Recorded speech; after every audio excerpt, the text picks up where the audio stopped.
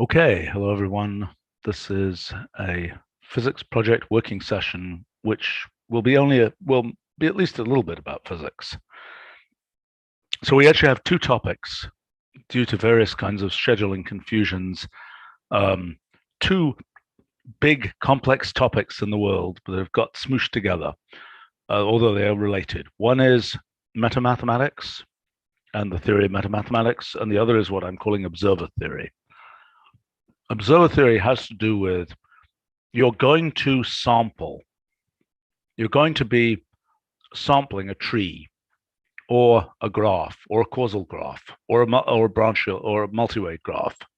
And the question is, as an observer of such a thing, how do you actually do the sampling? That is, are you, for example, aggregating together? I mean, I had an example, see, I might even be able to pull it up, of something I was just playing with. Oh, I need to go to a different place here.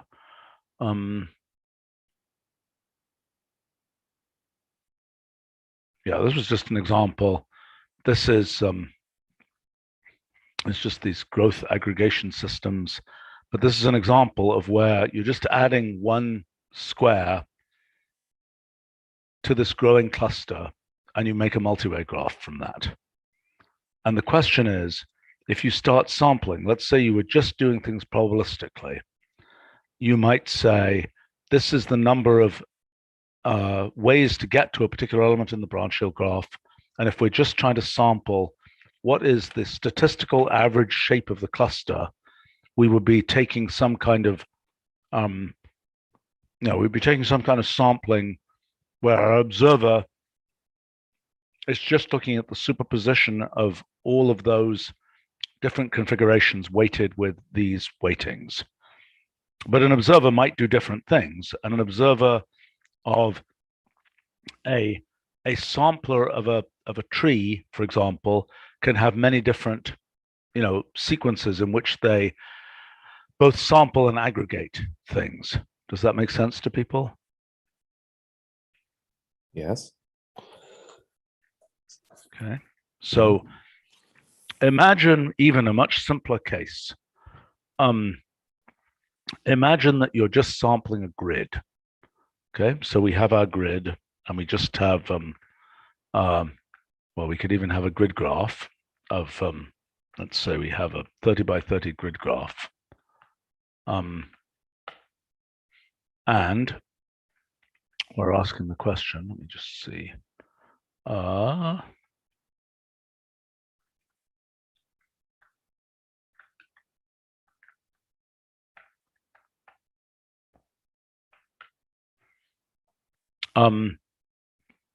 we're just asking the question, as we sample this, so let's say we don't want to observe every node. We're just going to somehow coarse grain this. What are our possible coarse grainings? One coarse graining is something which snakes along and looks at primes and is a space-filling curve and all kinds of crazy stuff, right? The question is, what are some valid coarse grainings, right? So one possible coarse graining would be a Hilbert curve. Yeah, but we think that's probably not a good coarse graining. Am I making sense? Oops. Oh. Does this make sense to anybody, or? Well, why is the Hilbert curve not a good coarse graining curve, or for the grid graph?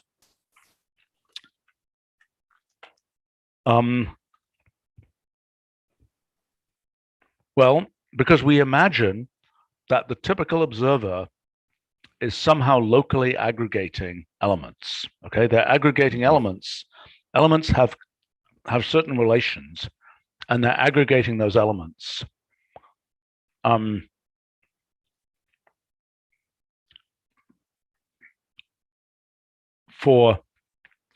aggregating elements together to make a coarse-grained version of this, but they're not using global communication, presumably. I mean, what we're trying to do is make a model of the observer, like Turing machines are a model of computation. where there's a certain set of assumptions about what the observer can and can't do. Okay, if people don't have more to say about this, we're going to switch to a different topic. Is anybody going to come awake on this topic or not? What if the Hilbert curve is just in some patch of this grid graph? Well, then it might satisfy this locality condition. Right, that's why I'm bringing it Right. up. So, I mean, yes, that's a possibility. But the question is, what is the global? Well, I'm curious whether anybody has any, you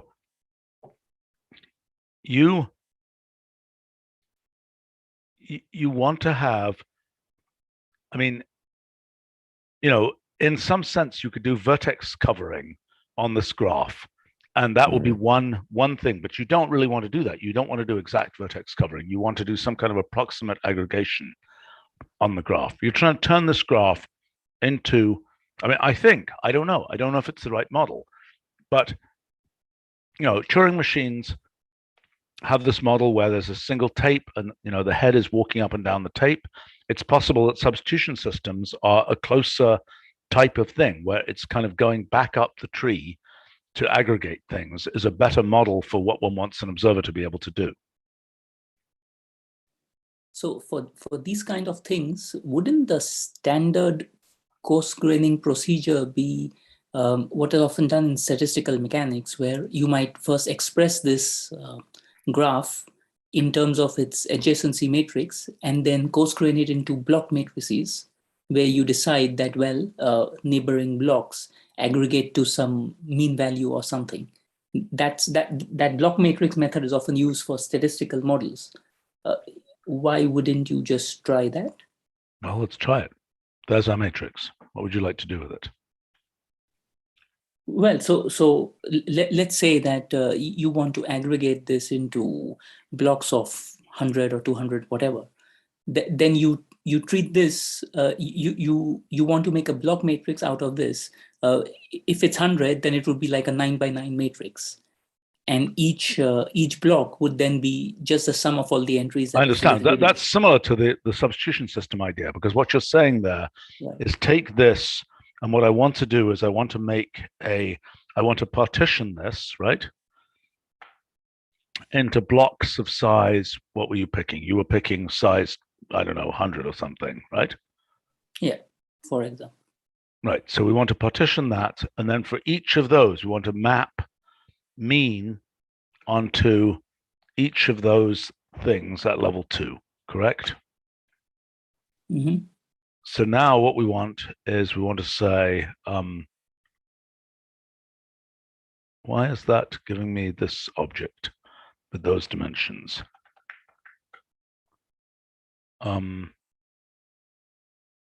Why is that doing that? Oh, I want to do apply mean, I think. Do I want to do that? Do I understand what's going on?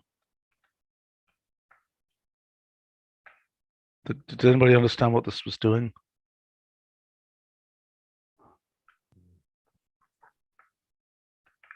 Maybe we have to do this. That's what we think we want. Okay, there we go.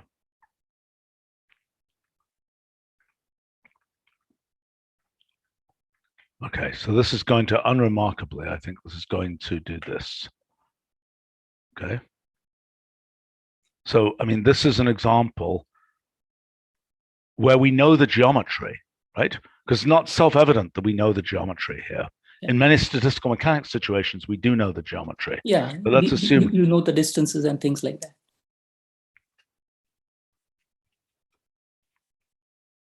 So you at least know what's the neighborhood of a node and things like that. Jonathan, by the way, you can speak. I wasn't saying anything profound. I was just pointing out that this is a coarse graining that makes lots of assumptions about the structure of the matrix. Indeed so. Right. And what we would like is something which is an intrinsic coarse graining, where all it does is to know the structure of this graph, and then it says what to do.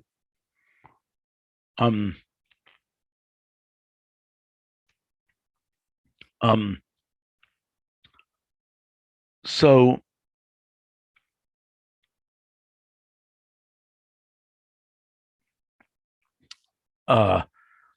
Okay, but Or the Hilbert curve isn't a coarse graining either. well, it depends what you do with it. Yeah, but if you're just using it as a space filling curve, which is what it is, then it's by definition visiting every vertex in the graph.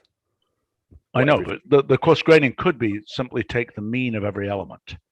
And I agree that isn't, I mean, that. But then the fact that it's a Hilbert bad curve way to take the mean of every element. Yeah. You just take a subgraph.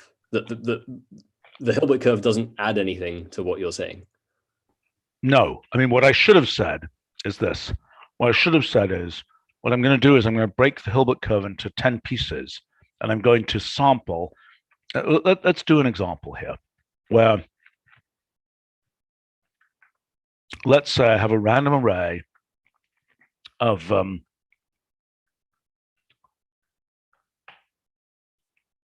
let's see.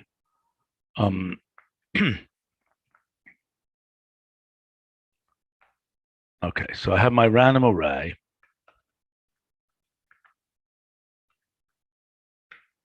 Okay, there we go.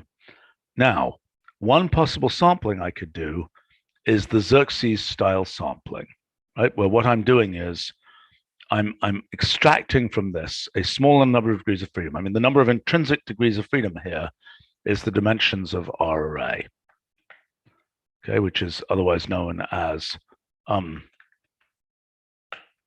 2,500 elements, right? But so one thing I could do is I could do this same jazz here, and I could say on my R array thing here, I could do this, and I could say instead of breaking it, I'll just break it by a factor of 10 down here. I'll do this, and I'll make an array. You know, then I have that, and then I can say, rather trivially, this. Wait a minute, what did I just do? Why did that not work? You didn't assign it to anything. Oh, I didn't mean to do that. I meant to do this. Okay. Okay, so now if I say array plot at %15, obviously I'll get something which is just, you know, that, right? Okay, so now the alternative thing I could do, instead of doing this, what I could do is I could say, let's see, I want a Hilbert curve of, how do they go up in factors of 2? Let's see, what's the length of that Hilbert curve? Why not do the convolution instead? Not just partitioning it, but oh yeah, running that a would be an easier convolution. way to do it. Yeah, that would be an easier way to do it. What is the name for the Hilbert curve points? Wait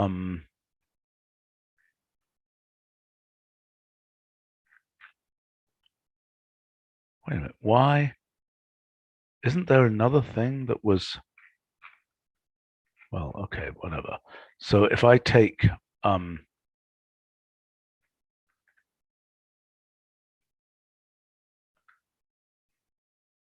okay, fine. So I could take that and I could use that Hilbert curve, right, to sample points. You see what I'm saying? So if I say first of Hilbert curve +1, and then I could just sample these points according to the Hilbert curve. Does that make sense, Jonathan? You see what I'm saying? Yes. Which would be a weird and arguably inappropriate, coarse graining, right? Do you see what I'm saying? Okay, you know what? If we can't say anything, we have to not do this topic. Okay. I mean, Nick had a comment there. I think it's time to switch to the other topic. Okay. All right. Our other topic, quite different topic, which might involve different people, is a very practical topic about metamathematics.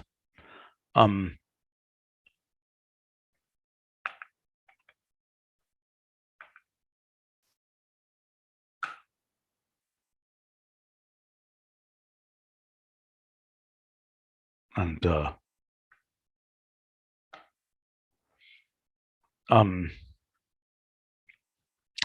okay, so what we're talking about here is this concept of two-way replacement. So what is this for? This is a way of thinking about essentially mathematics as what is mathematics? It's an ocean of what Jonathan might call lemmas. What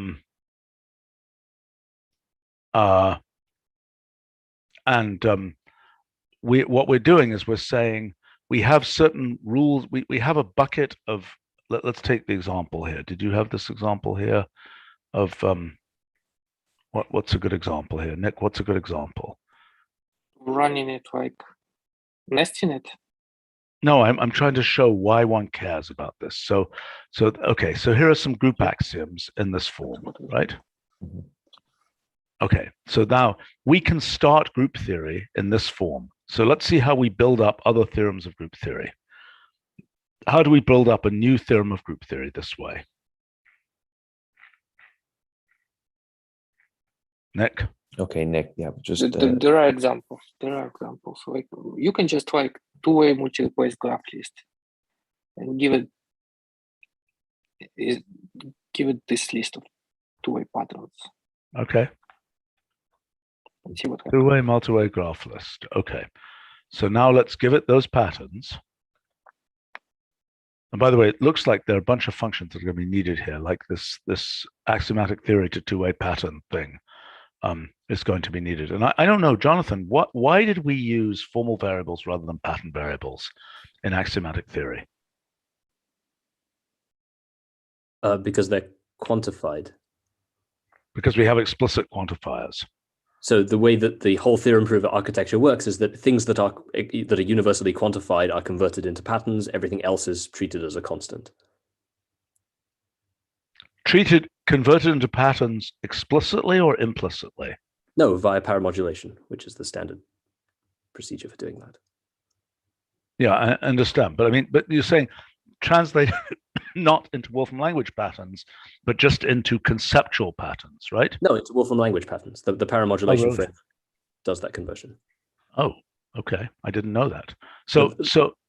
But the point is that you need to have a thing where you can act on the axiom. You can take an individual equational axiom and act on it as an expression, or you can apply it as a rule via paramodulation. Okay. If you only had pattern variables, you would only be able to do the latter. Well, except with a bunch of verbatimology. Sure. Does existential quantification have an issue with this? Well, we treat existential quantification in a very different way because that goes through the Skolemization system.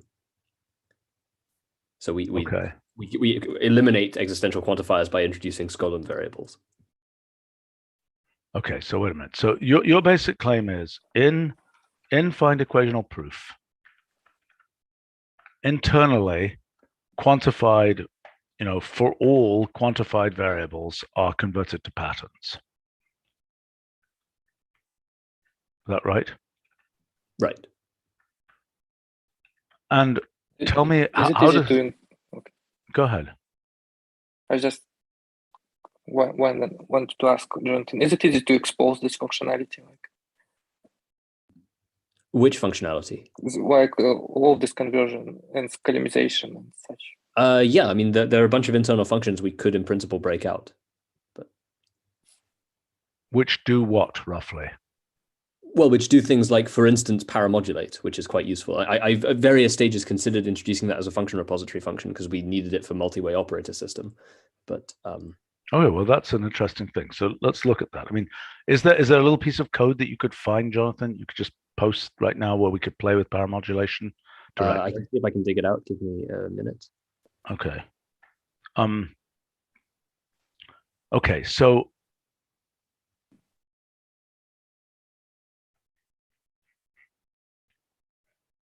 let me just try to get a sample here. What's a good sample? What would be a good sample of well, let's just go here. Why has proof object got such an incredibly anemic collection of examples? That doesn't seem right. Because the plan was always to integrate it with the synthetic geometry proof object, but that kept getting pushed back. We wanted to keep it. We wanted to keep the equational theorem prover examples short, so we could have other theorem prover examples. But those. I wonder if that's never going to happen. We should change that plan. Well, no, I mean, I am still discussing with Peter every so often how the design of that should go, but it seems that project seems to be moving quite slowly. Well, the theorem proving part of it, yes.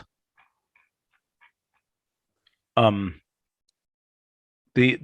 part of it of synthetic geometry being statable has gone quickly. I mean, that's in very good shape. Sure. I mean, geometric scenes are all good, but the theorem prover is. Yeah, I think the theorem prover has not advanced that well. And also, the plan was in the long term to integrate with Lean, but again, that side of the project has kind of stalled a bit.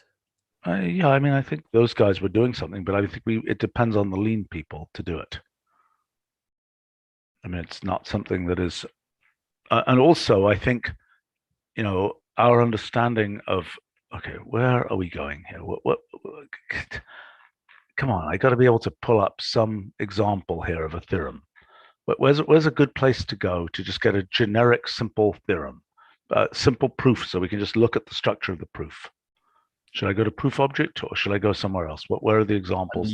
You've got lots of examples on the 3 documentation pages you visited. I don't know what exactly you're looking for. Just looking for a simple example. Okay, well, maybe this one here, except that we don't have, I don't know whether I can copy this data set because I don't know whether it's stored the data set properly. No, it is not. Okay. Let's rerun this. Okay, so there's a data set. And that data set has in it its various statements, which are written here. These are things which really have pattern variables in them. Is that right, Jonathan? No. Okay. Well, aren't As those... one makes a distinction between expressions and rules. Rules are obtained via rule orientation from an existing expression. Part of the rule orientation step is conversion of the left-hand side of the expression to pattern variables. Okay, so this is the rule, or this is the oriented rule with pattern variables. Right, so you can see there it's using construct critical pair lemma 1 to derive that rule. So critical pair lemma 1 is G ex1 equals x1. So orientation 1 means left to right. So then it does the left-hand side conversion of x1 to a pattern. Okay, so in other words, it's taking in that statement and rulifying it on demand when it is being used in another place. Right. So because all expressions can be used as either inputs or as constructs, it needs to be able to support both cases, both the pattern variable case and the non-pattern variable case. And again, why? I mean, so in what Nick is doing here, the setup is that we have this notion of, two-way rules like this. Why is this different? Because you're using equality here. I'm a little bit confused. Why? How can you compare these two cases? This isn't different. This is another possible language design for the construct part of the prover. Okay, fine. The expression part. Well, wait, what is the expression part used for? What do you mean? What is it used for? Every theorem, every axiom, every lemma is an expression. But why can't it be one of these as well? Because you would need to be able to then have rules act on that, which, as you say, the only hack I can think of to do that would be to have verbatims everywhere.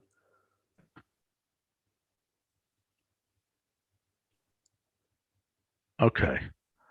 If every object is a two-way pattern, then you need to be able to apply pattern rules to two-way patterns, which you could do with verbatim.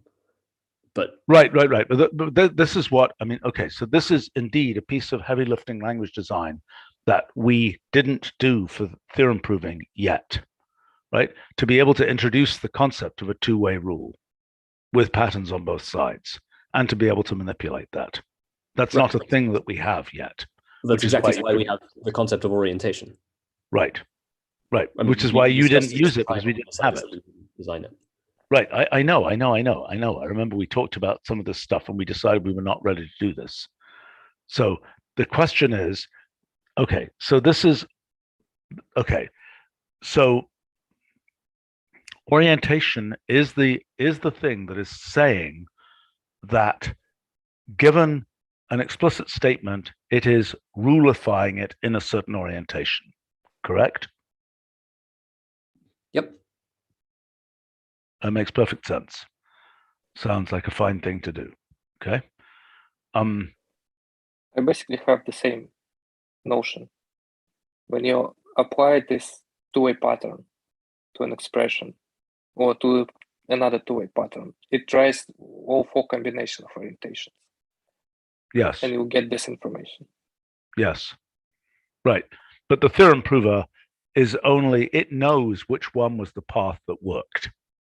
And that's what it's representing, right? Right. Whereas here, this is a multi-way thing where it's trying everything. Yeah. Right. Right. And for the theorem prover, that's quite important because you can have the case where you might have a case where you have a two-way pattern rule where both sides could match a given expression or even a given part of an expression, and then it becomes impossible to reconstruct. Exactly. You need to know what it was. And this is something which Nick has a version of here, of explaining that's what when Nick produces these things that are essentially the trace of where the thing got matched, right? Which is something we don't normally have in the language. Okay, so let's go back over here. You were talking about scholemization, and I want to be reminded how that works. How does what does scholemization do for making existential quantifiers? Right. Okay. So what it does, so it introduces these things called Skolem functions or Skolem variables. So you essentially, the idea is if you convert your expression into a pre-next normal form, so all the quantifiers are on the left, existential quantifiers come before the universal ones, you have effectively you replace the quantified variables with a constant, and then you exploit the fact that the negation of existential quantification is the universal quantification of negation. Okay, so what you're saying is that there exists f of x is equivalent to what are you saying? Not for all. Negation of exists f of x is obviously equivalent to for all x, not f of x.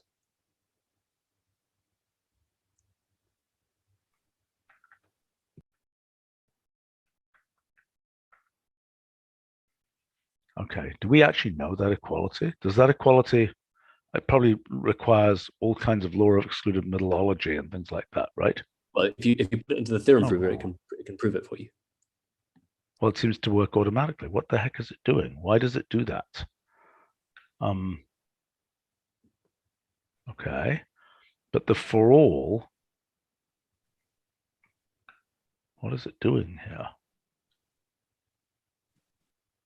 How does it do that? How does it say true? Okay, It knows this rule. What's that? This rule is built in. Yeah, apparently so. I'm surprised. Okay. I'm very surprised because equals is generally not very smart about things.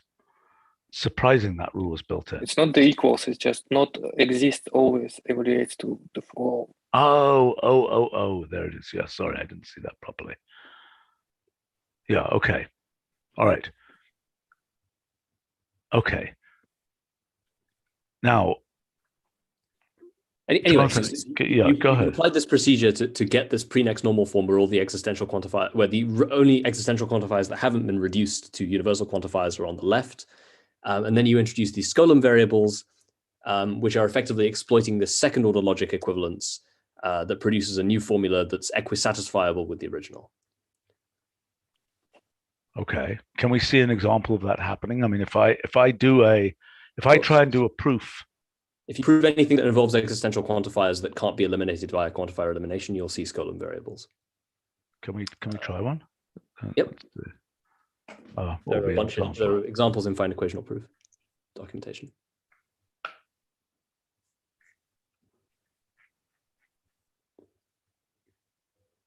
Under applications, maybe? Probably under scope. There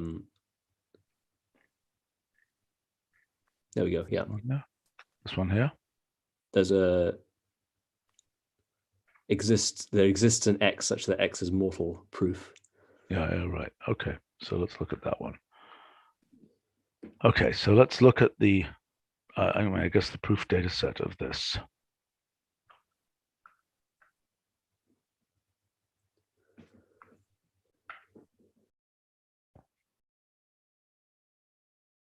Okay, now where do I see this going? Right. So the equational proof backtick C1 is a Skolem variable or Skolem constant.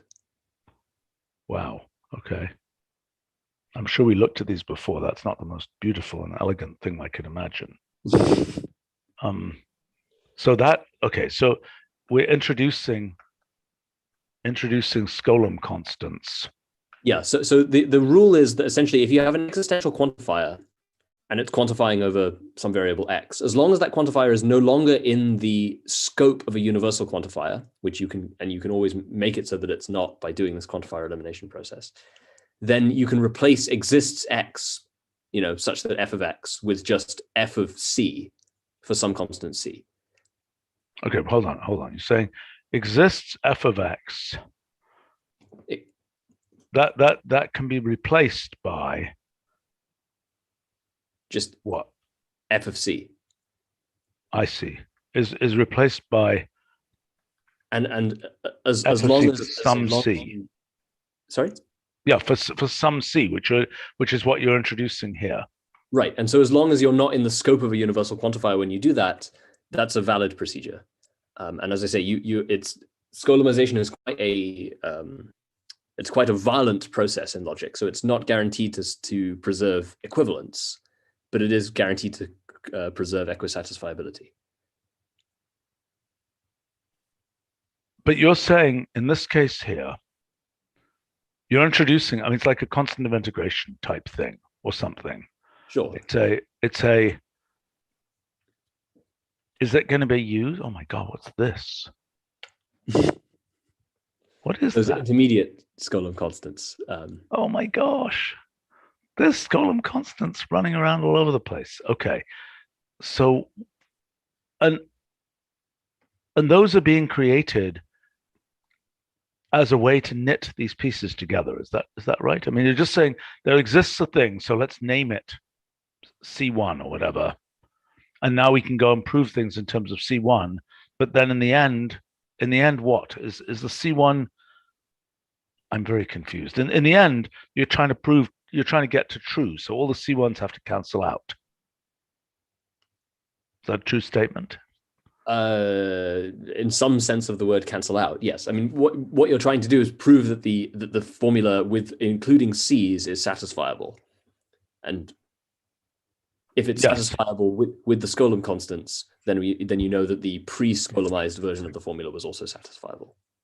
Right. Okay. So to prove satisfiability, you're trying to prove satisfiability for a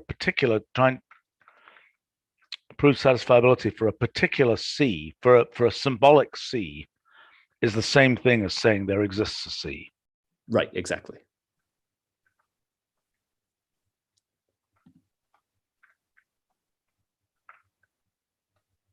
Right. Okay. There exists a C, though you don't know what it is, but now you're just writing it as a symbolic C, and that's a good way to do it. Okay. So now, did you manage to pull out the paramodulation code? No, sorry, I was distracted. Well, you were yeah, I know, because we were talking to you. So, okay, but let's maybe go back to what Nick was doing and try and show how. What I want to do is show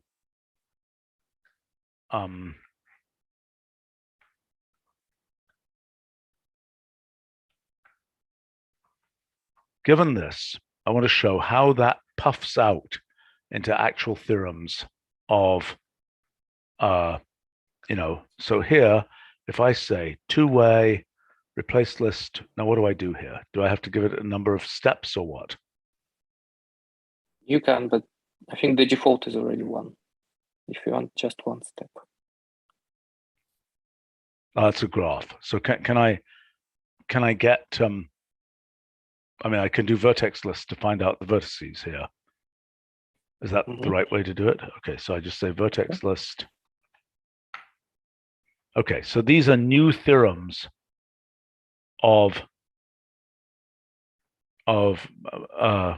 group theory that were derived by substitutions of these, right? Yeah. So that's substituting in all possible ways. These are the theorems we get. Yeah. So for All possible example, positions, yeah. A times B inverse is the same as A. And the profound statement that 1 is equivalent to 1. Yeah. Right. Okay, so that is one that's one type of transformation that we can make. And is it or is it not the case that we should get every true statement of group theory eventually doing this? Or do we need critical pair lemmas to actually achieve that? I think you need you need it. The critical pair lemmas, that is. Yeah. I have a much more fundamental question. Yeah. What's the deal with generated variables?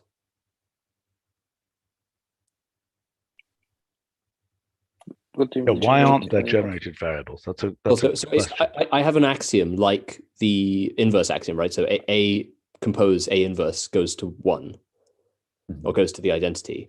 So the reverse of that is identity goes to A compose A inverse. But that's not shouldn't be the same verbatim A. A, that's an arbitrary A. Right. So that there should be a generated variable there, which I'm not seeing. It depends. Well, in which case it is generates variables sometimes. No, but It why also didn't it generate renames that? them. Okay, but in that particular case of 1 goes to A times A inverse, right? Yeah. Why didn't it generate a? Why aren't there a whole bunch of generated A's here?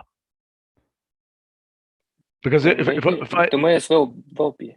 I just rename them always like ABC. There may be a bunch of new variables, but I always rename them in the context on why in one two-way pattern. It's just ABC. I think that's a mistake. Because if I see a pattern in the context of one two-way pattern, if it's the same, I will rename it to A. No, but I think that look, if for example, if what we have is one, if we have this, oops, how do I get the whole thing? If I have this circle times the same thing, right? Then the two A's, then the A's generated from this first one should be different from the A's generated from the second one. See what I'm saying? Right, Nick? But it's still going to be a different two-way pattern rule. They're separate from each other. So okay, but how do I apply? Does it matter they're named the same or different? How can that be right? Because at the next level in the multi-way graph, well, if I then pick two-way patterns in order to make more rules, like with substitution lemmas or critical pair lemmas, then it matters then that those patterns are different. Then it takes this into account. But how? Then it will unify them basically. But then when they generate new patterns, then they rename them again. So why am I not ABCs. seeing new names? Why? Surely I should be seeing new names here. Not Why am I seeing necessarily. no new names? If there's going to be more than 3 new patterns, then there's going to be a D. But if it's Okay, just well, only let's 3 find unique ones, there is going to be ABC, not Okay, more. so let's find out. If we run this for 2 steps here,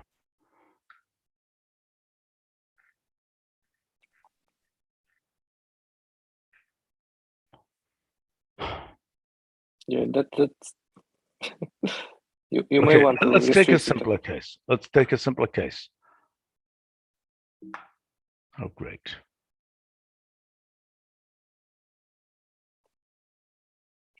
It's like all combinations of those can be combined with each other.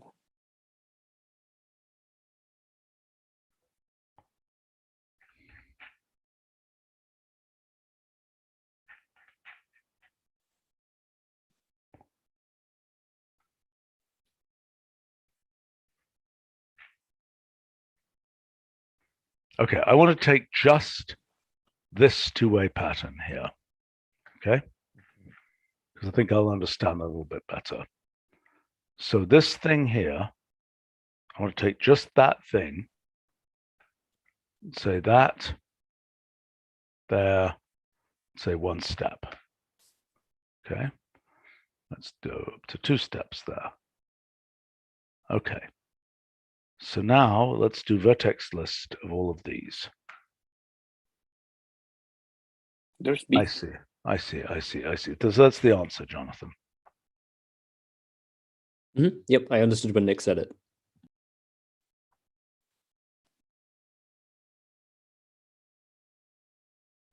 However, the fact that you're falling back to something, I think that's going to cause us trouble, Nick. Because I think when we try and make hypergraphs out of these pieces, I think it's going to mess it up. How? Because we're going to equivalence the A. Each one of these is a hyperedge, right?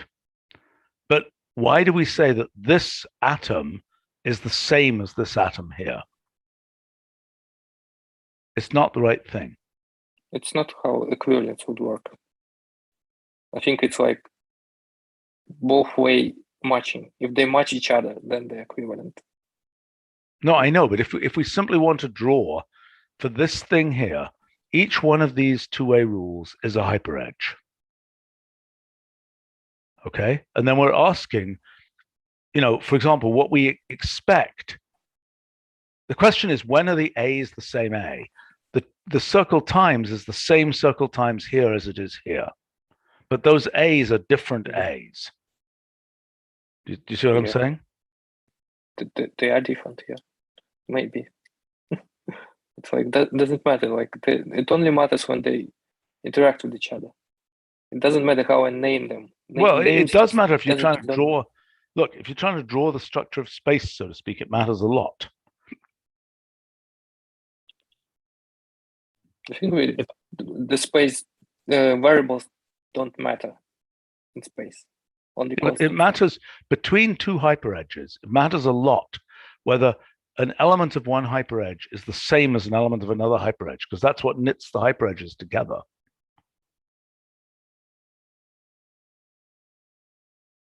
I'm not sure we need them using variables. That's kind of tricky. I can understand needing them by constants, but not variables. So there may be just countable many variables there. We use them just in the pattern rules just to do our replacements. It's just there as placeholder. I agree that doesn't seem. They seem like they're unique atoms, or are. Okay. All right. So this is sort of a minimal case. This I mean, we could say,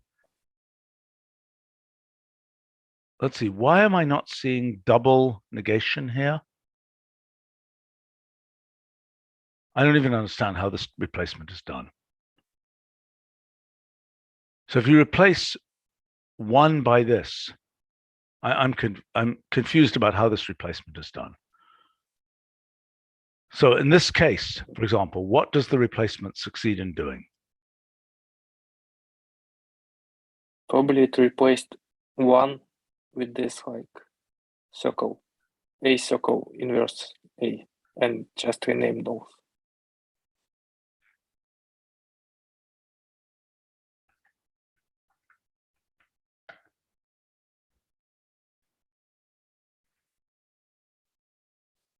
So this appears to be generating, it's getting lots of new replacement edges, but it's not actually generating anything new, which is probably I think right so. for what it's doing. Yeah. But if you like turn on critical pair lemmas, then it's going to be more interesting.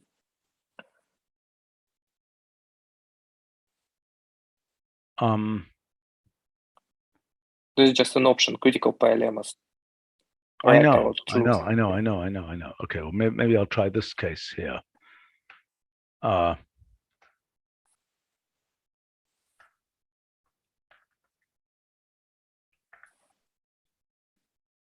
Almost true.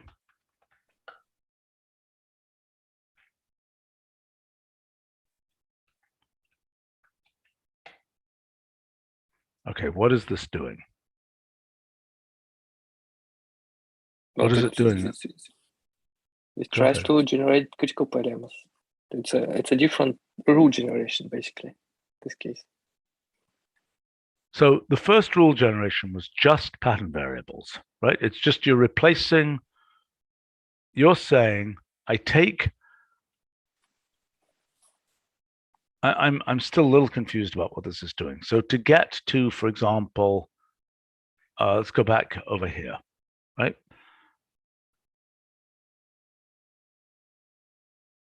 To get to A blank, A times A inverse is B times B inverse. What am I actually doing? I'm In order to get replacing, this I'm replacing the 1 by this, correct?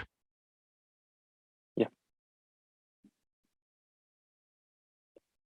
Correct. I'm following this pattern rule to do that. And so in the next level, what I'm doing is I might be replacing, can I replace, okay, so here I can't replace any B blank. So if I had something in here, in the minimal case, what is the minimal case? The minimal case is that I'm replacing, let's say, forget the critical pair lemmas for the time being. I'm replacing A blank. Let's say I replace A blank with, let's say A blank circle times A blank, right? Okay, now what is that going to tell us? That's going to give us vertex list. You're gonna Oh my nest. gosh. That's pretty complicated already. Okay, let's just look at it one step. So what it's going to do is every A could be replaced by A blank, whatever. And occasionally, so at the first step, nothing merged right back. But at the second step, a bunch of things that were, let's see, so a bunch of things that were A times A got merged back into single A, correct? Yeah. They can merge. Right. So this is kind of maybe a minimal case. So maybe even a more minimal case is the case, this goes to f of A blank, comma, let's say 0. Okay, so now if I say vertex list of this, oh my gosh, why are there so many of these? You can also nest. You can replace inside of F. Okay, because that variable A was sort of typeless. Yeah. You could just replace inside those. Okay, so what's a minimal case for critical pair lemma? So if I were to do, tell me what a minimal case where we need a critical pair lemma is.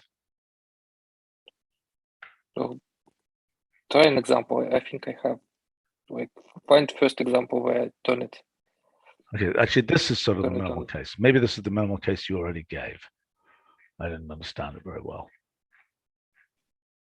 Oh, it's not interesting, I think.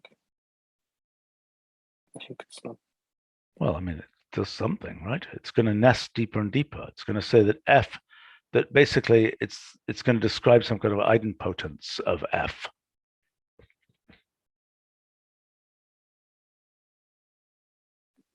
And if I were to say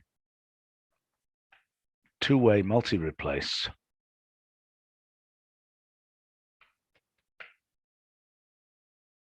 that's showing where those replacements happen. So this is analogous to Jonathan's version in the theorem prover, but a little different, if I'm Yeah. not mistaken. Very minimal.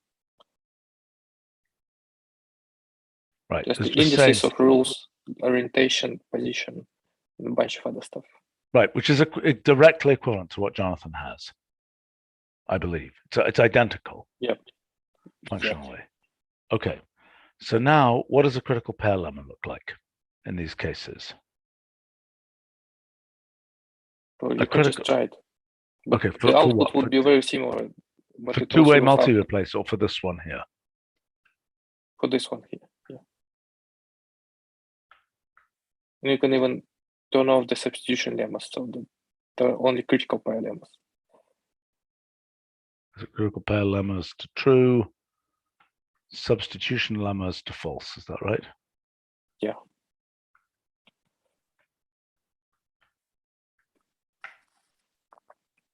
Oh boy, this is weird.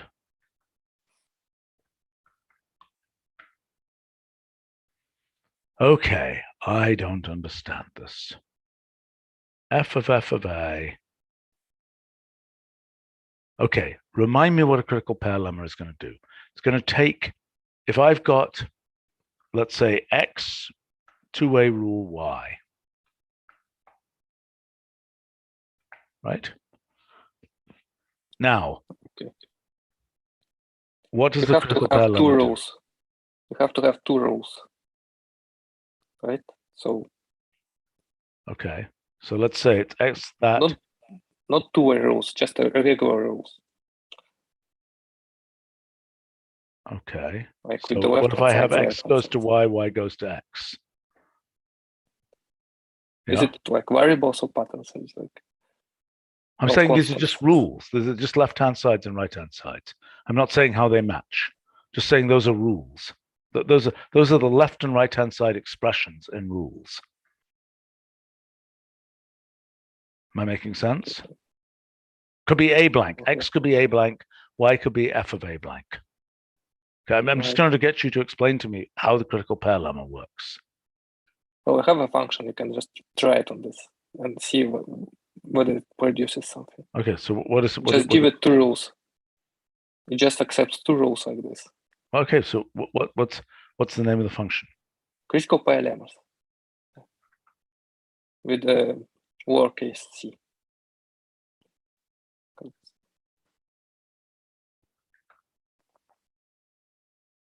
Like this? Without list. And it's not gonna do anything because it's not patterns. So you have to match left-hand side of the right rule should match something inside of the left-hand side of the first rule.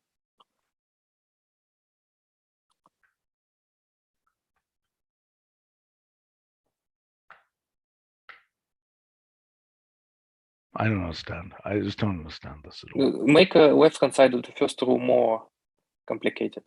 Like put F in there. F of A, like this, and then what? Okay, try it. It's already should do something. Okay, I don't understand this. What is this doing? What is this doing? So it says that there is a subterm at position 1. So it unified that A inside of F with B, something like that. Well, it's always hard to explain in words what critical pair lemma does. There's some unification going on in replacement.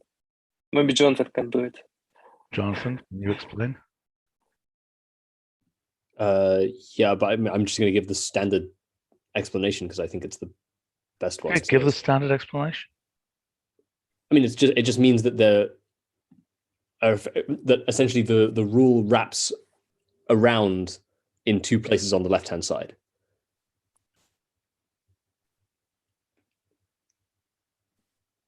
That's not helping me. I mean, the thing, look, the thing I understand is you've got a multi-way graph and there are two possible rules that can be applied. And you're using the fact that if both of those are two-way rules, then this is equivalent to this if they both come from a common origin.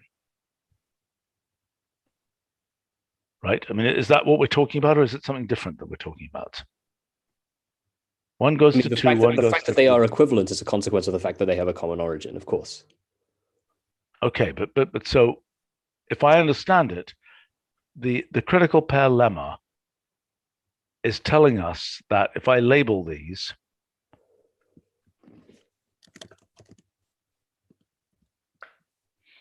the critical pair lemma is saying not only does one goes to 2 and one goes to 3, but also 2 is equivalent to 2 goes to 3, right? That's what it's saying, if I'm not mistaken. Is that right? Yeah, that's what the lemma says, but that's obviously not what a critical pair is. You can always look up the code again because it's just 4 lines of code. It's just easier No, I understand, but it. can you explain? Okay, the critical pair is the 2 and the 3, isn't it? Well, not necessarily. A critical pair is a sufficient condition for a branch, but not a necessary one. Sufficient condition for a branch. Say that again. Say that again. What? Just think about it for a moment, right? If you've got, suppose you have a string substitution system, and you have a rule A goes to AB with initial condition AA. You're going to get branches at every step, but that system is completely confluent. It doesn't have any critical pairs. There's no ambiguity about what applies on the left-hand side. It branches because there are multiple places in the expression that are non-overlapping where the rule could be applied.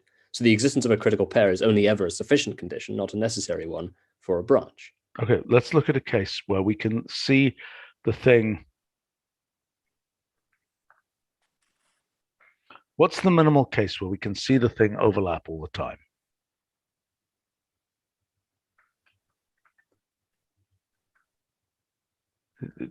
You understand what I'm saying, what I'm asking? I don't know what you mean by all the time. Well, I mean, okay. Does this have...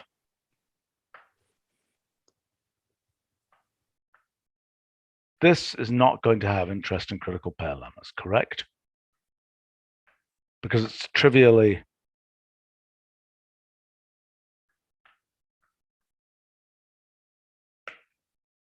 Right, that's totally trivial. So what is the minimal case where we get critical pairs? But I'm trying to clarify what exactly we're talking about. Do you mean critical pairs or do you mean branches? No, I mean something where, okay, given branches, your point is there are two kinds of branches. There are branchially separated branches, and there are, not branch. They're things that are separated by virtue of ambiguity of which order things are done in, and there are things that are separated purely spatially. Right. And obviously, the formal definition of a critical pair is the case where, as I say, the left-hand side of the rules wrap around each other. So you have the former case of ambiguity. Well, so the point is, critical pairs come from branchially separated. I mean, basically, events is what it comes down to, right? Two events that are branchially separated can, so then a critical pair lemma is a feature of,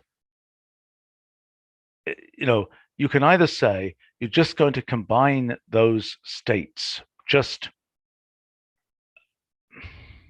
in theorem proving, the critical pair lemma is using the fact that every edge goes two ways, right? If that wasn't the case, this wouldn't work the same way, correct? Well, it's using both the fact that equality is symmetric and the fact that it's transitive. If Yes. either of those things are false, yes, I understand.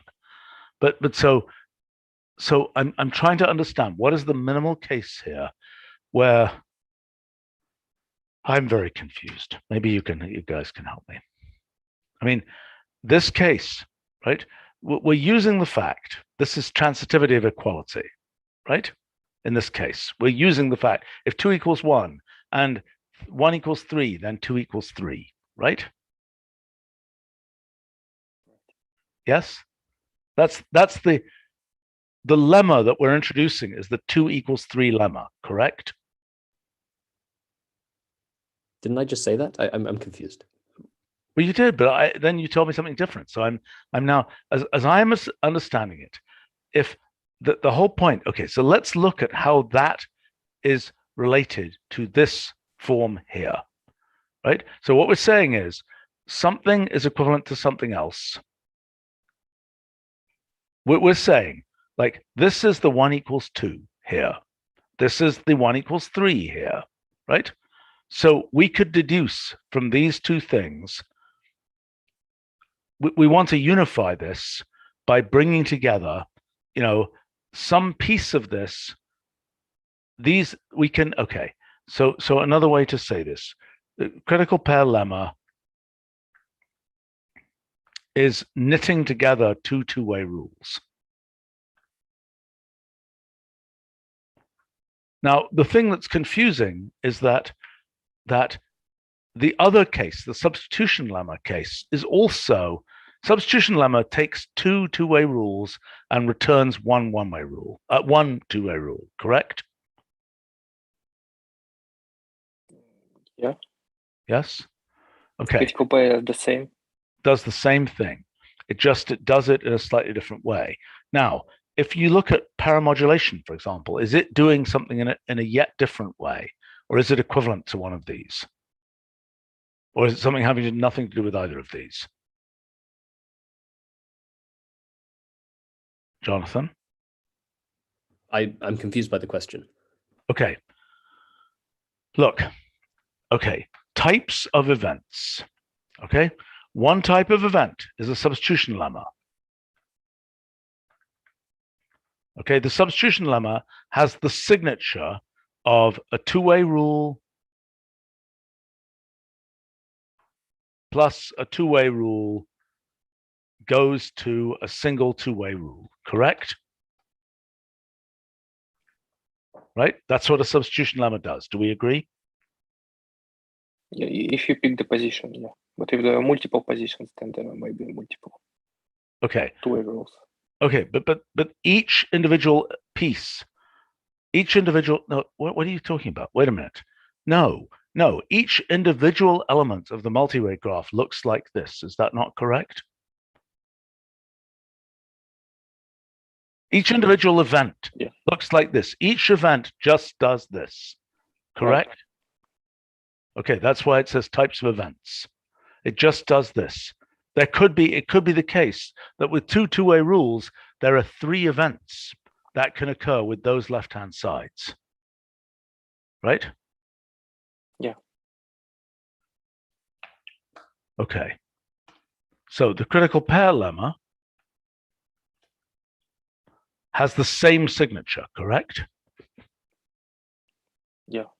Yes? Okay. However, and again, there could be multiple ways. Can there be multiple ways of in this case, substitutions could be applied in more than one way. Is that the case with the critical pair lemma or not? Yes, it's the case. Also, at more than one position. Okay. And different orientations, of course.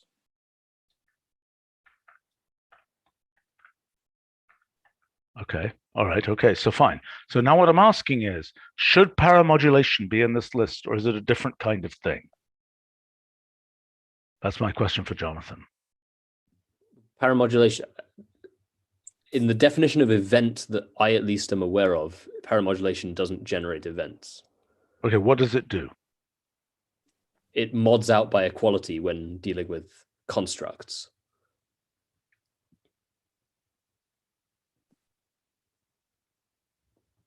I'm totally confused by that statement. I mean, it's a way, my recollection is it's a way of applying a pattern to an expression, isn't it? Yes. So constructs, which are the things that we use to obtain pattern rules from expressions, are generated, the way that we get the sort of equivalence class of possible rules from a given construct is via paramodulation. I mean, I can give a formal definition if you want, but...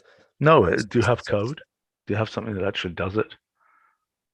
Well, yes, but part of it is C++. Oh, okay. Well, is there a way of calling into it in the theorem prover system? Not directly. I mean, I haven't exposed it as a separate function. Like I said, I considered. Okay, all right, okay. But so let me walk this through again. I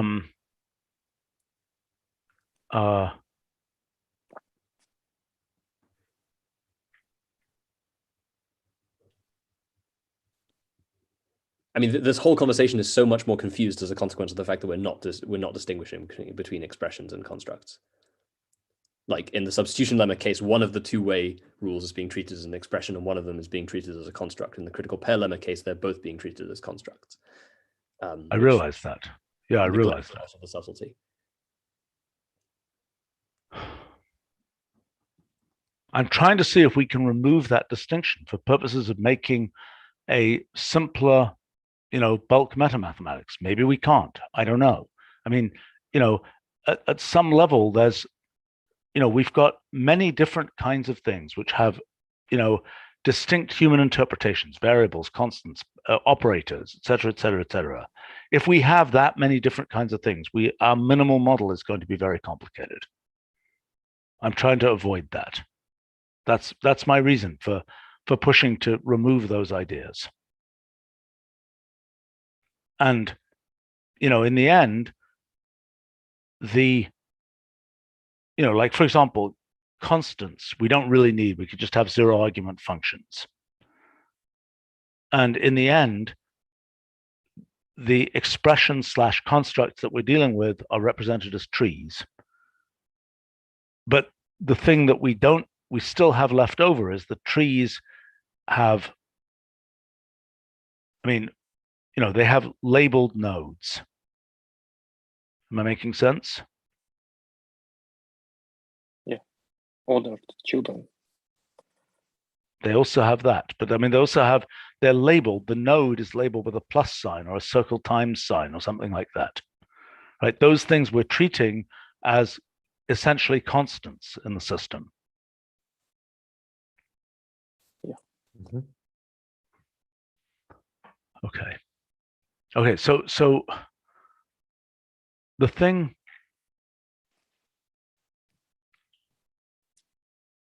I don't know. This is okay. I would love to be able to see, in a case like this, one path through here is what the theorem prover would find, if I'm not mistaken. Is that correct? It seems so, yeah. Okay, so let's look at a theorem here, and let's watch the theorem prover do its thing. Okay, so there's a theorem. Okay, so let's try doing this. Say find equational proof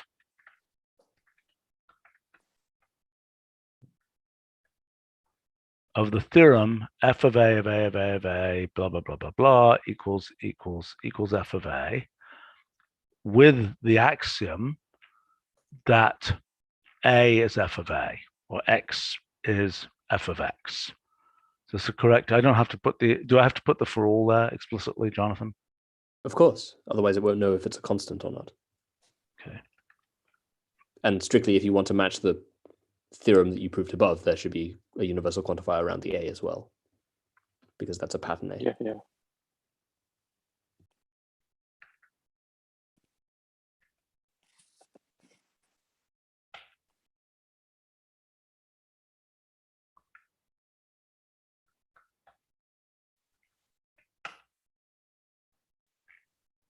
Okay. So this is now saying hypothesis 1. So this is now a turned around version, because the conclusion is going to be some kind of A equals A conclusion, isn't it? Mhm. So if we look at this explicitly here,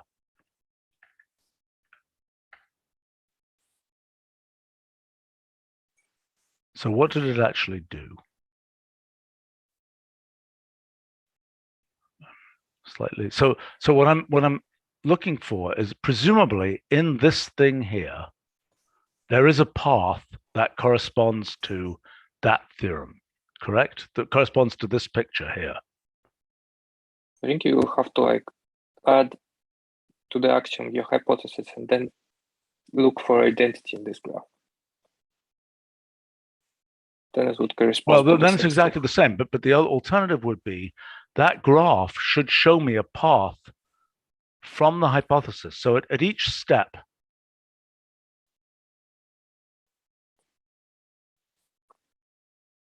I see, but this we can go backwards, can't we? I mean, these arrows aren't really do they need to be arrows?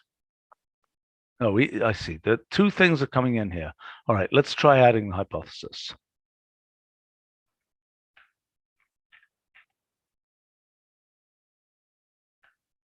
And we seem to be using, we're not using a critical pair lemma there, so we could take it out. This didn't use so we could just use a substitution lemmas thing, right? And now our hypothesis becomes, oops. Our hypothesis is this.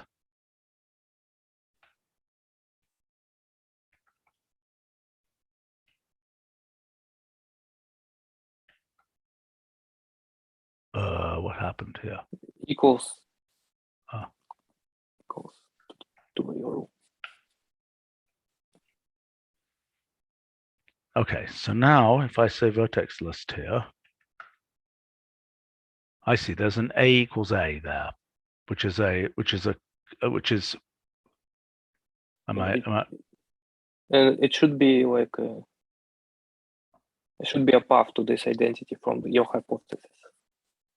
right? So Because 2A it could be equals just. A. Okay, so what we want Mhm. is we want to ask in this second thing there, right? In that graph, we're saying we want to find path from the hypothesis. No, it's not just from the hypothesis. We're trying to make this picture. We have the hypothesis and the axiom. We're trying to make that particular picture here. So I guess we can find this branch here. We can find which substitution lemma it is by finding a path from our hypothesis, which is here. God knows what's going to happen with these patterns in this, but anyway, we can try it, to this result here. Okay, cool. All right, so that was our substitution lemma. Oh, look at that. No, that's different.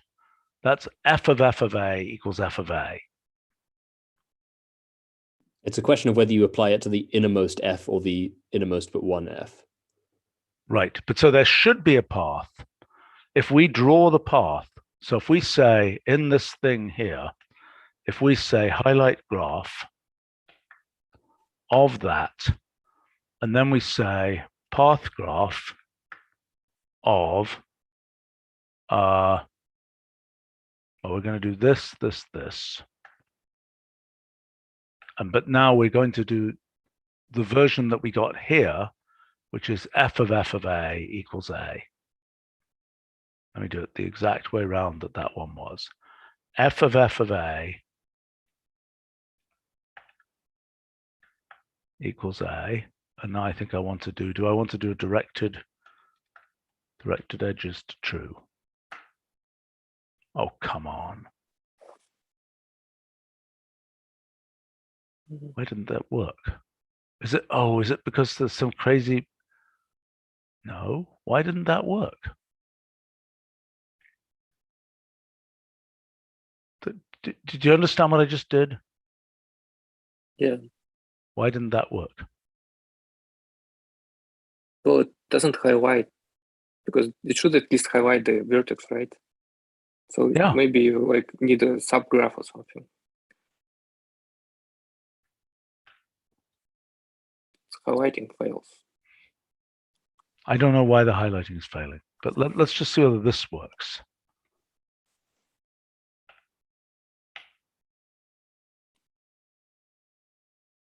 Maybe because of the patterns or something.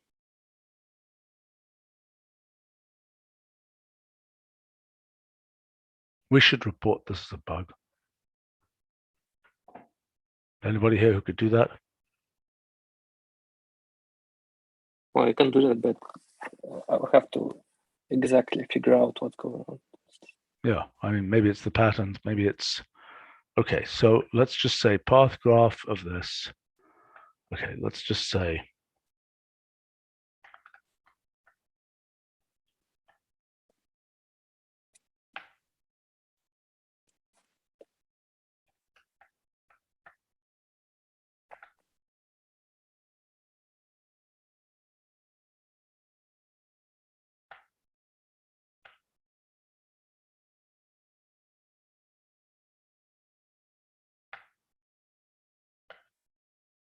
okay, what's going on here? Is this because of the patterns, do we think, or some other reason? I can't think of other reasons. Maybe path graph. Does it work without path graph? Does it actually work by itself?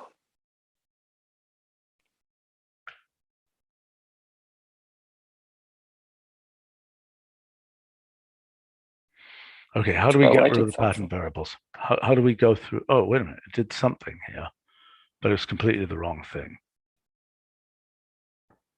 How do we get rid of the pattern variables in here? We want to do a vertex. Is there a vertex replace function? Yes, there is. What's that? Yeah, there's vertex replace. But how would we replace the patterns? You just use verbatim. Vertex replace. Okay, so for each of these, we want to say, for each of these, it'll be vertex list. I'm sorry. You We just can use get rid of the vertex replace blanks. function. We just Is get it rid of the just- blanks. We just say blank goes to F or not F. Blank goes to identity. It's still gonna be a pattern because blanks leave. It's gonna be nasty patterns. Oh yeah, it's pattern arrow. What it is pattern arrow first. No, not first. Pattern arrow hash 1, if I'm not mistaken. Is that right? Yes, that's right. Okay, so we want to do that, want to apply that to, we want to make that into a, want to do that as a vertex replace, right? Right. Okay, so we want to say this, okay, I think that this would work. I just posted it. It's a little bit different way of doing it. okay. Why it's We all say, red? what's that? Why it's red? Well, because we're doing some weird meta programming that who knows whether it knows what's going on here. Why is it red anyway? Maybe wrap it in list. There's not an It's option rule. for verbatim. Yeah, I remember that. I don't know what it is. But if you Well, wrap it with list, I think this is a bug, so we should make sure we report it. It's a bug in the syntax explorer. Can we make sure we report it? Yes, shall I report it? What causes it to go red? Okay, I'll what's that? Yeah, I'll report this. Really shouldn't be doing real-time bug.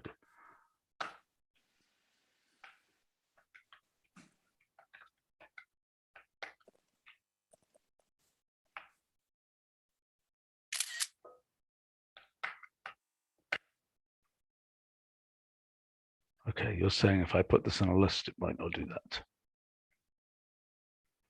Okay, so now we say strip patterns. You're saying we can say strip patterns from this thing here, right? And then you're saying that of that,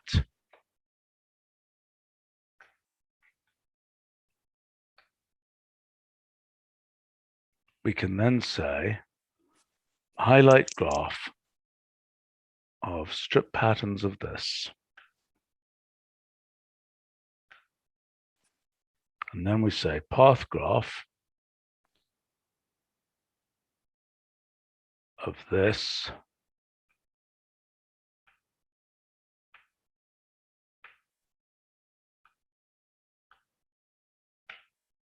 Oh, come on. Come on, what's going on here?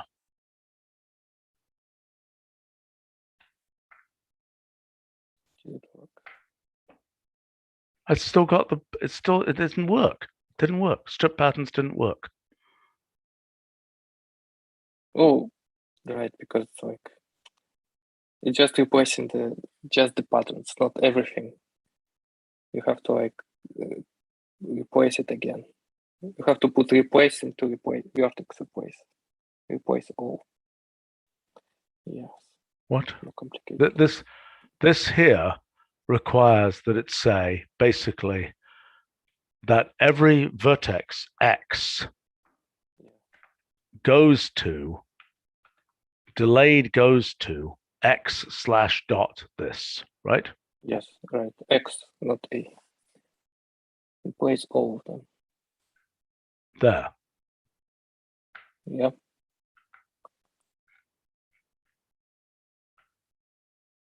Okay, much better. Oh, come on. Oh, that's because it says G. Shouldn't say path graph of G, it should just say that. What is going on here? Okay, hold on. Strip patterns of this. Why is there no path graph? Maybe there isn't a path graph. Where is the A goes to A vertex? There is one, right? Yes, there is one. It's right listed right there. Mm-hmm. Well, let's see what happens if we remove this.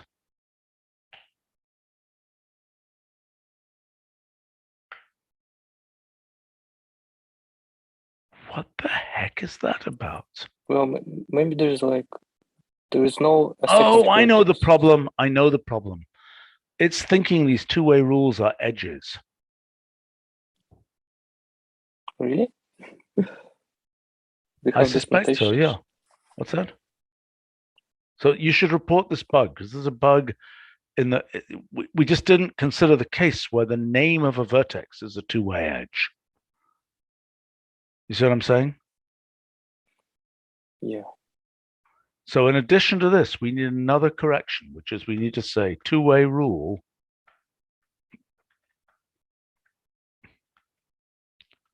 goes to left-right arrow.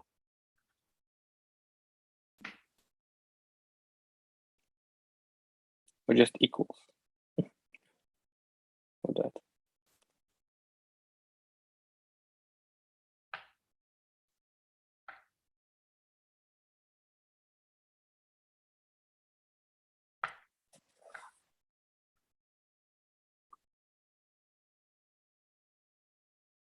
Oh.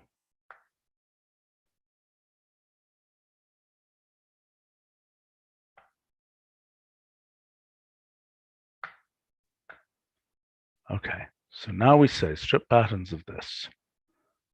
And then we would say, okay, we need a left-right arrow here.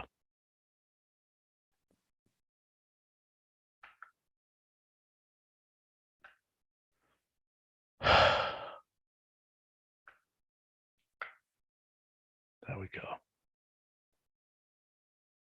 There is no second. There's no second two-way pattern anywhere in the graph. I mean, second.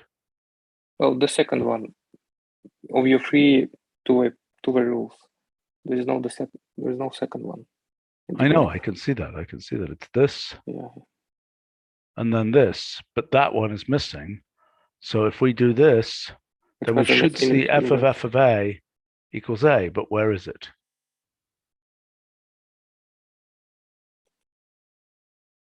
Oh, we don't see it. So that's a difference between the theorem prover and what we've got here. Do you see what I'm saying? For some reason, yeah. Right? Well, I have it in there is in a different orientation. I don't know why it hasn't one in both.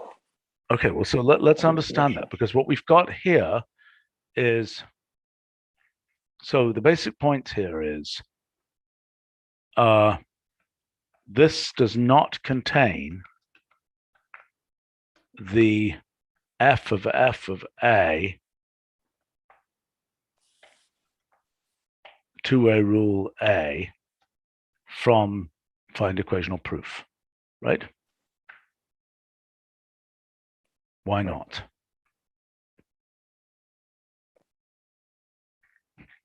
Well, how would you actually derive it with substitution?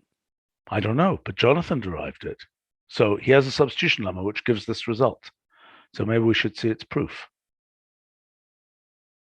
Orientation -1 of that rule, correct?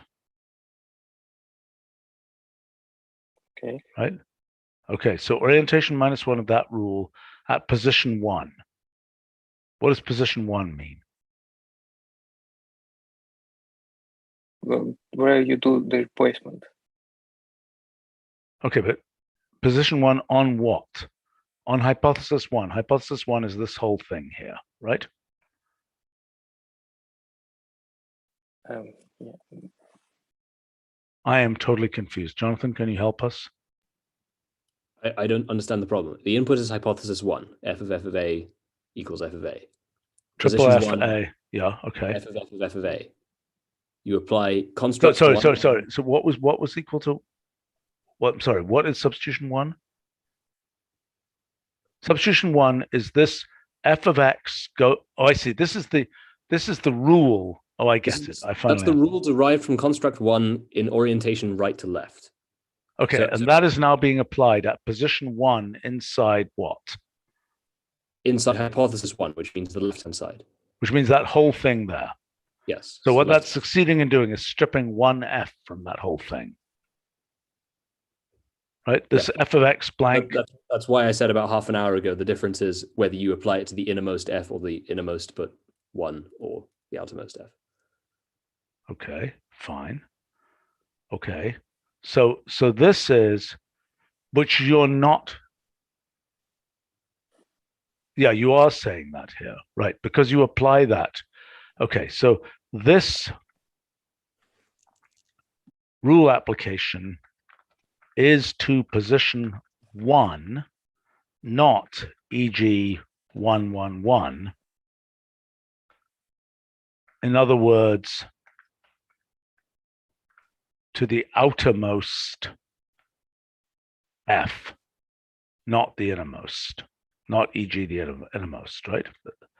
Which is indeed what you said. I just didn't understand it. Okay. So now Nick's code is for some reason not applying things as innermostly as that. Is that correct? Or as outermostly as that? It's applying things in a different order. Well, Am I right?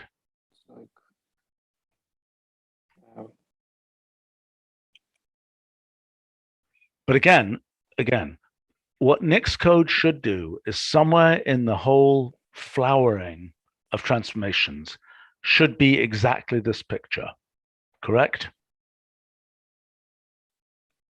Right, yeah. Where we derive, now, Jonathan, what is your identity like thing at the end? What is your conclusion thing? Is it A equals A or what? Well, you can't know that because the front end will evaluate any. I know. But what are you doing implementationally? You're basically, that would be A equals A.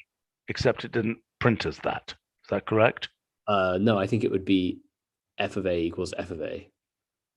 But we can check, right? If you look at the conclusion, if you look at the proof of the conclusion. Yeah, so it's applying a position 1, which means it's f of a equals f of a. Okay, so in other words, okay, so the basic point here is there is a meta rule in find equational proof, which says x blank equals x blank for any x gives the true conclusion, right?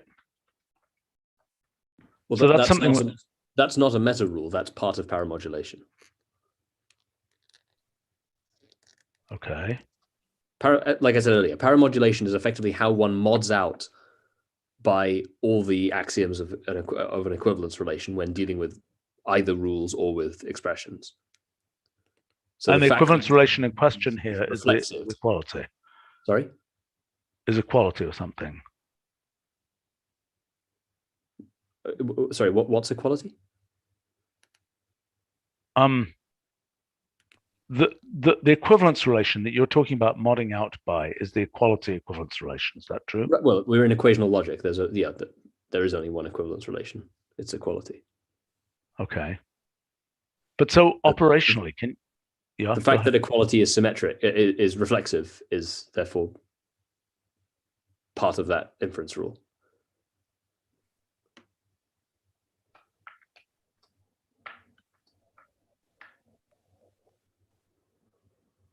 Now, as I say, conveniently, most of paramodulation is effectively already implicitly included in the kernel anyway, in how one handles expressions. But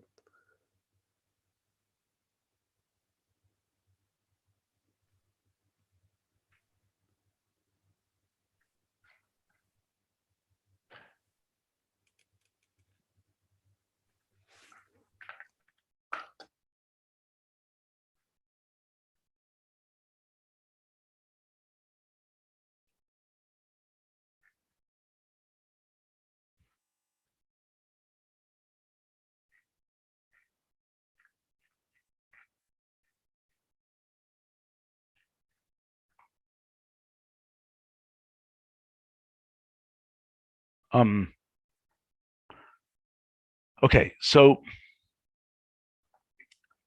the thing we're trying to understand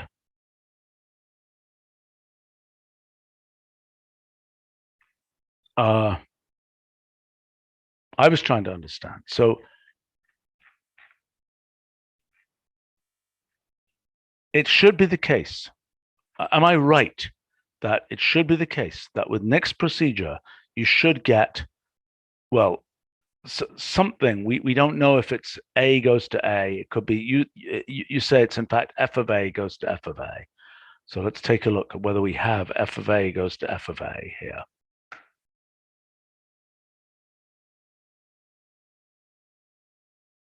We don't have all those pieces. Is that right? So like if you just reverse the second one, the second two-way pattern, it has this one.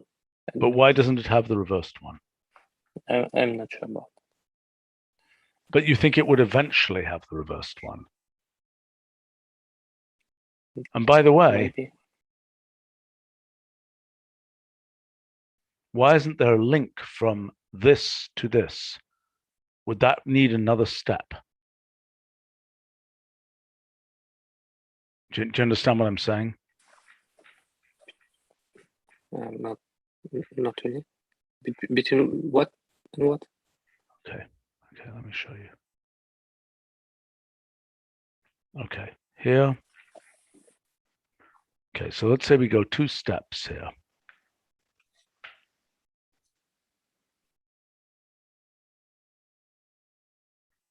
Okay, now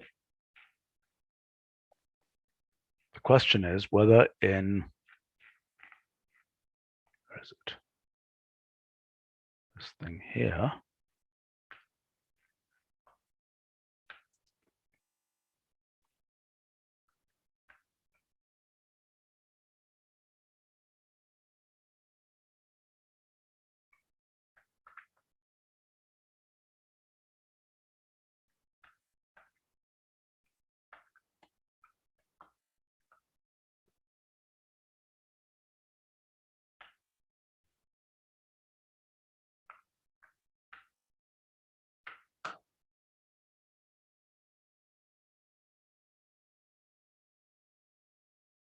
Well, it wasn't there. So what I was wondering is, by the time we've got to 2 levels, do we have to do a graph union of all these things somehow? Nick, do you understand what I'm asking? No, it's already union. Okay. It has all the patterns there, 2 rows. Okay. But okay, so then why didn't this show up? I can just say I need to investigate this. Yeah, go ahead, Jim. I don't want to speak on behalf of Nick's code, but if you're not paramodulating, then there's no guarantee it would appear. So I don't really understand the question. Okay. We better understand this paramodulation thing. So I don't. It's not. It's really a very simple idea. You're modding out by the axioms of an equivalence relation. Okay, So can we do it? Can we do a concrete example? The fact that x two-way rule y is the same as y two-way rule x is precisely the kind of thing that paramodulation is intended to deal with. The fact that equivalence is symmetric. If you're not paramodulating, there's no reason a priori to believe those two things should be the same. But in what step of this multi-way system would the paramodulation apply? It applies because I just replace all the patterns just with like in alphabetic order. So I think this example, at least, it's always going to be A left equals B.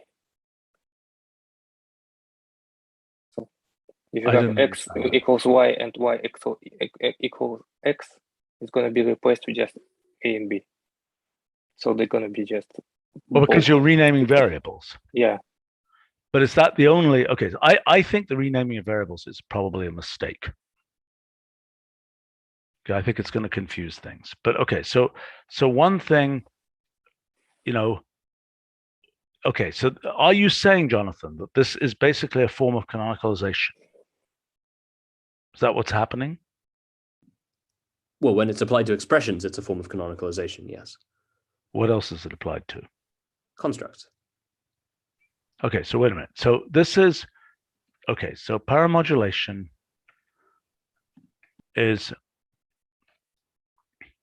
a canonicalization when applied to expressions. Is that right?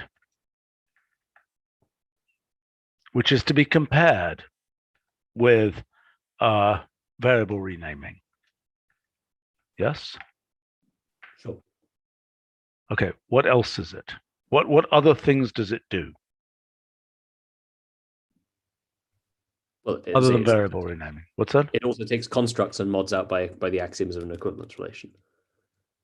Okay, but does it do it in okay, so what does that mean? So what is a construct again? An expression from which a rule is derived. Okay, is it the rule itself or is it the expression that you're doing this on? Well, it's in the process of converting a construct into a rule. Okay, so let's take an example.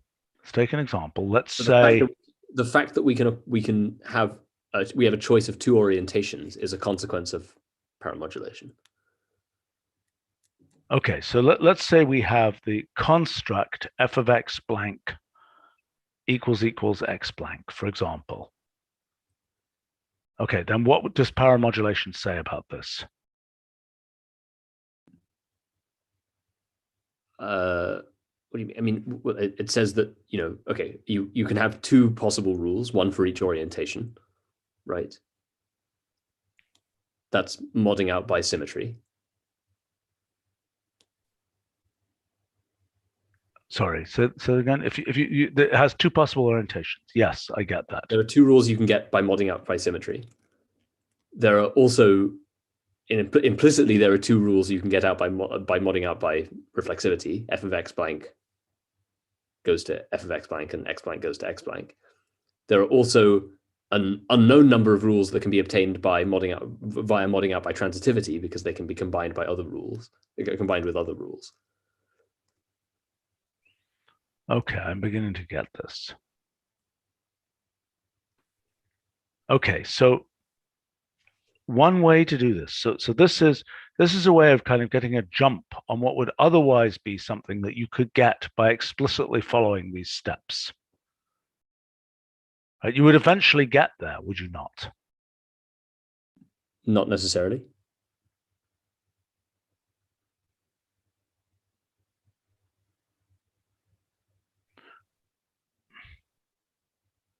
Okay, so if you have, say, the axioms of group theory and nothing more, how would you ever derive y equals x from x equals y? no, I understand. So so paramodulation is a way of burning in certain base axioms, e.g., axioms of equality. Well, they are essentially only axioms of equality. So paramodulation is what you do to a resolution theorem prover to convert it from a resolution theorem prover into an equational theorem prover. You're just taking essentially the principles of resolution theorem proving and you're grafting in the axioms of an equivalence relation.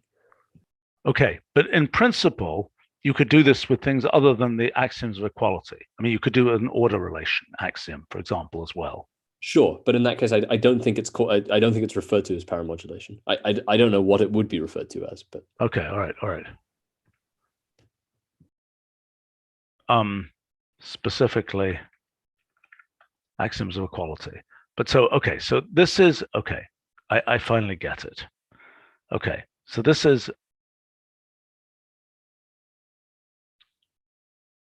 So the question for Nick is, okay, well, or Jonathan, what is the relationship between,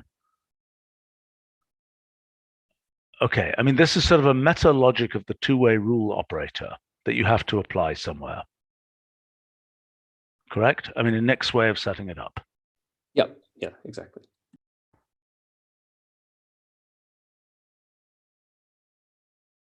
And, oh boy.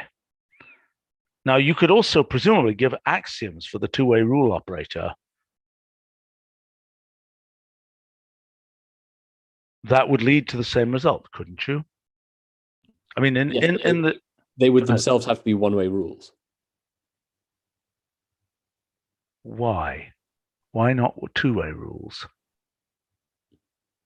Why couldn't you have a two-way rule that says x blank two-way rule? Yeah, no. Am I right? Am I wrong? Is that right, Jonathan? That you could do that? Yeah, no, I was wrong. You are correct. You could do it with two-way rules. Okay. All right. So what we're having to add is certain relations, particularly that relation and the relation. Now, how would we add the relation x blank two-way rule x blank? We don't actually need that relation, do we? That is anything in particular. Well, you need that essentially to evaluate to true. You need indeed. But that's sort of a meta thing, even beyond this. But then we need also the transitivity type relation. No, what the heck? How do we do that? Well, you need to have a two-way rule that has multiple antecedents. Yeah, but how do we do that without an AND operator? We do that by saying there is a meta. Is that the critical pair lemma, effectively? Nick, do you understand what I'm asking? Yeah, well, a little bit. Okay, so go ahead. I don't think we need this. I just don't understand why we need this. Okay, well, so explain to me. Okay, my question is, why is the theorem that we were trying to prove, why does it not appear as a path in here? It should do. The theorem we're trying to prove, f of a equals a or something. Why is that theorem not present as a path in this graph? Well, right now, I just don't show whether it's just a simple bug and not some fundamental problem. Okay. So you think it might just be a bug? Yeah, why not? Or maybe we're just looking at it somehow weirdly.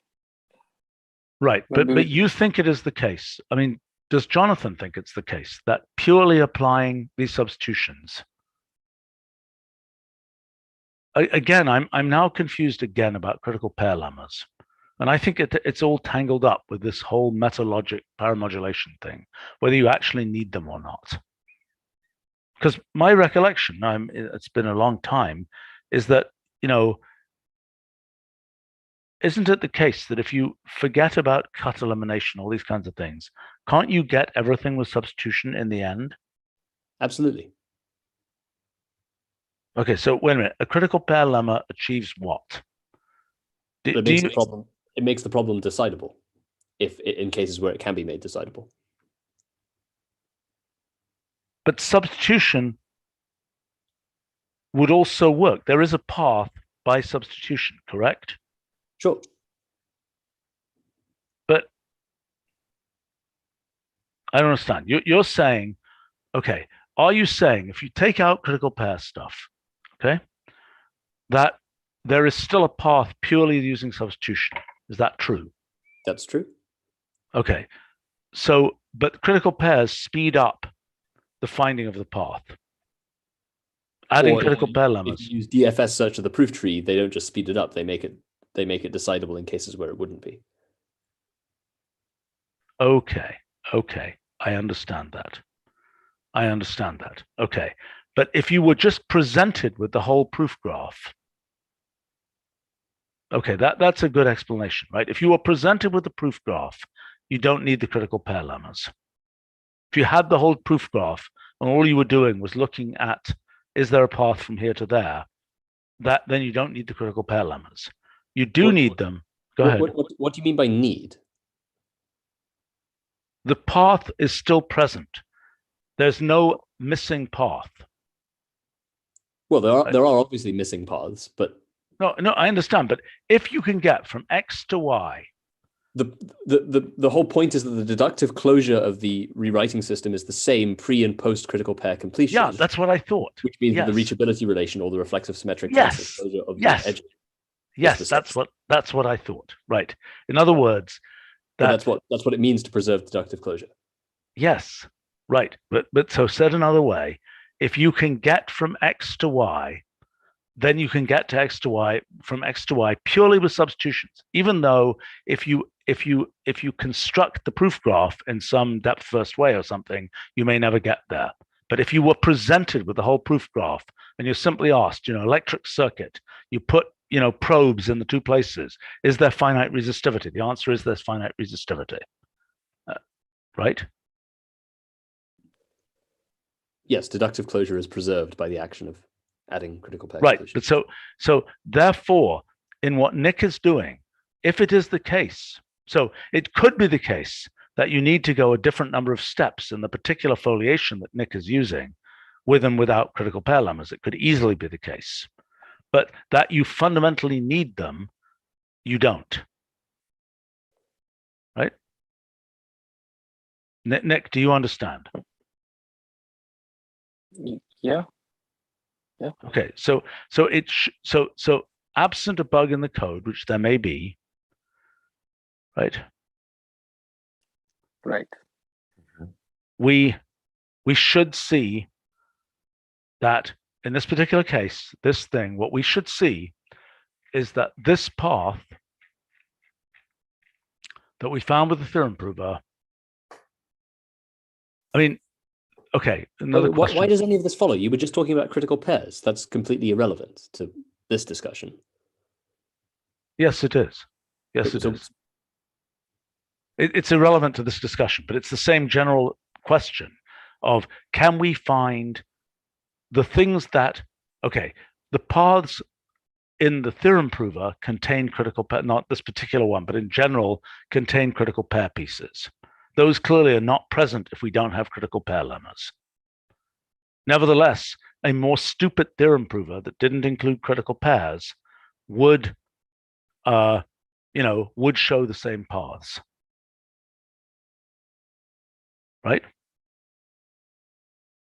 This path could be turned around. It doesn't really matter whether this hypothesis is at the top, at the bottom, whatever. This is simply a connectivity graph. right? That shows us this is a fragment of the other graph, correct? Is that correct or is that not correct? Jonathan, is that correct? Well, yes, the deductive closure is the same. Right, this is a fragment, that's what I'm asking. This thing here is a fragment of the correct version, absent bugs, of this graph here, so far as we know. Well, if that incorporated paramodulation, then No, yes. no, it doesn't need paramodulation, other than, no, it's all this is saying is what you identify as conclusion 1 being true, as opposed to just being an x equals x statement. Yes, you're right. That finding this particular conclusion requires more. But absent that, you don't need that, right? You don't, unless I'm mistaking something, you should have the complete structure of this, having Yes, nothing. The deductive closure will be the same. But the particular vertices will not necessarily be the same if you don't paramodulate. Right. Yeah, that's right. You might have additional vertices and things The like that. deductive closure will be preserved. Right, but what? Okay, your point is this could be, and will even be more so when there are critical pair lemmas, an optimized version of the path. Right? Mm-hmm. Okay, I think it's time to wrap up here. All right, let's unfortunately, this was because of the scheduling snafu here. We didn't have the best, smoothest discussion we could have had, but this was helpful, and I think Nick probably has some further exploration to do. But this was actually quite, for me, this was helpful in understanding what's going on. I feel closer, at least, to understanding what's going on. And actually, your comment, Jonathan, about depth first search and critical pair lemmas has an interesting resonance with the observer theory question. Mm-hmm. Yep, I wrote about it. In a very early paper, right? Yes. Can you summarize what you said? Is there a quick summary? Well, simply that it's not a very exciting realization. Well, it was exciting to me at the time. It's not exciting anymore. But just that if the observer were interested, I mean, it's a direct operationalization of the statement that if the observer were attempting to observe everything that was coming into their sort of field of vision, it could require an infinite amount of computational effort. But with appropriate coarse graining, it requires finite computational effort. And there's a direct operationalization of that as a theorem proving system where there's a substitution lemma path with infinite length, but after critical pair completion, traversal of the proof tree. Oh, nice. Yeah. Okay. Fine. That's so that is. What's the relationship? I mean, that statement, that's a nice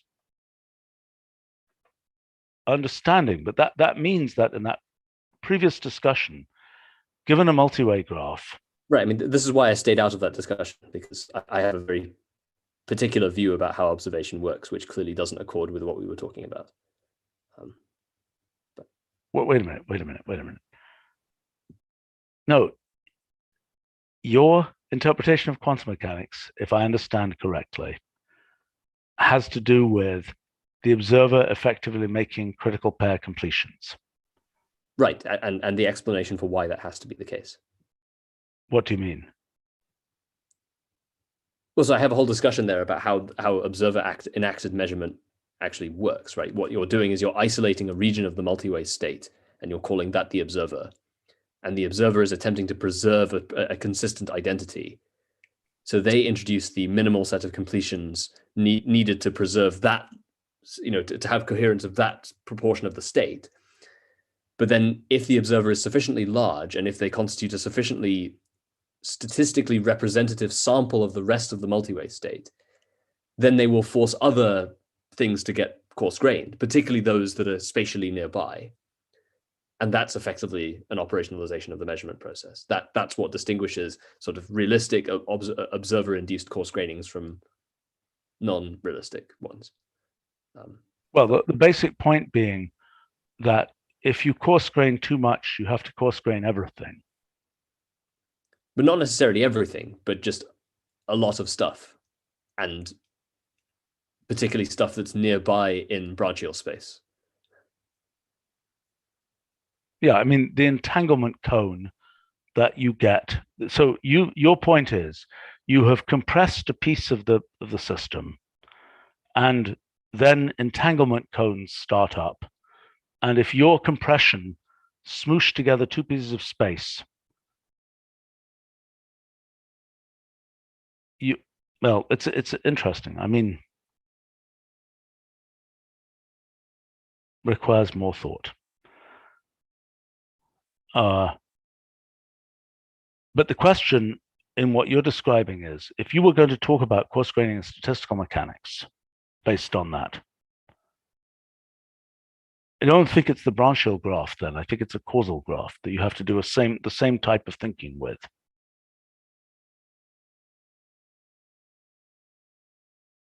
Is that right, or am I wrong? I don't know. I mean, as I say, in that paper, I do have a discussion of how you can get statistical mechanical coarse grainings from this procedure. But like I said, I think. All right, time to look at it again. I will look at it again. I have a hard enough time remembering things I've written myself, let alone remembering everything everybody else has written. I will look at that again. All right, we should wrap up here. Okay, well,